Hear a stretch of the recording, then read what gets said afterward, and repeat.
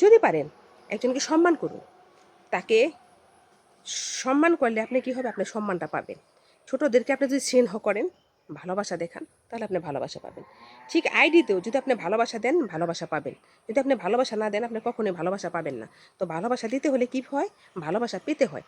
আর ভালোবাসা দিলে ভালোবাসা পাবেন। ভালোবাসা যদি আপনাকে কেউ দেয়, আপনি তাকেও ভালোবাসা দেন। এটা হচ্ছে ফেসবুক প্ল্যাটফর্ম।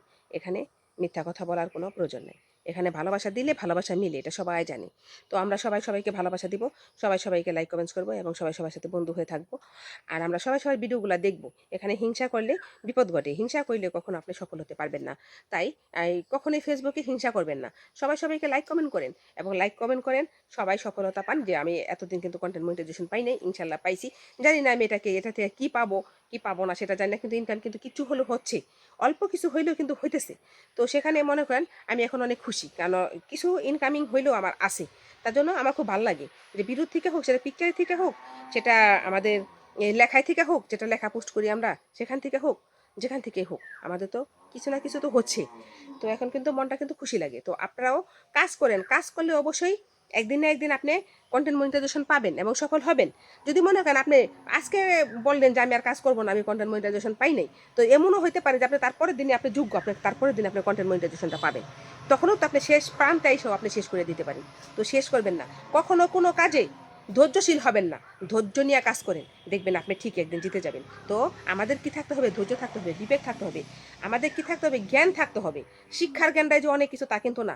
আপনি অনেক শিক্ষিত, আপনার অনেক বড় বড় সার্টিফিকেট আছে, আপনার লন্ডনের সার্টিফিকেট আছে, ঠিক আছে, আমেরিকার সার্টিফিকেট আছে, কিন্তু কি নাই আপনার, আপনার যে সাধারণ নলেজ সেটা যদি আপনার সেন্সে না থাকে, তাহলে আপনার কোনো মূল্য নেই।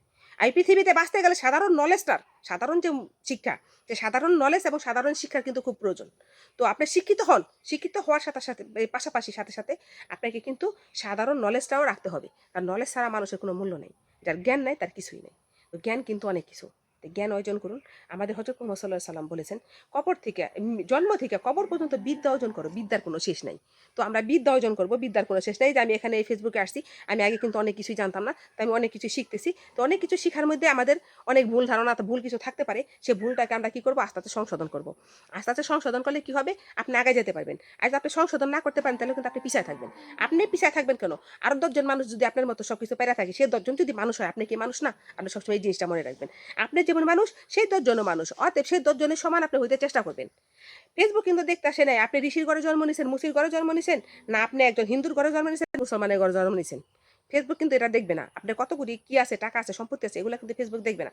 ফেসবুক দেখবে আপনার আচরণ, ফেসবুক দেখবে আপনার শিক্ষা, ফেসবুক দেখবে আপনার গাইডলাইন, ফেসবুক দেখবে কি আপনার ভাষা, ফেসবুক দেখবে আপনি শুদ্ধভাবে কথা বলতে পারেন কিনা, ফেসবুক দেখবে আপনি ঠিকঠাক মতো আপনি পেজটাকে পরিচালনা করছেন কিনা।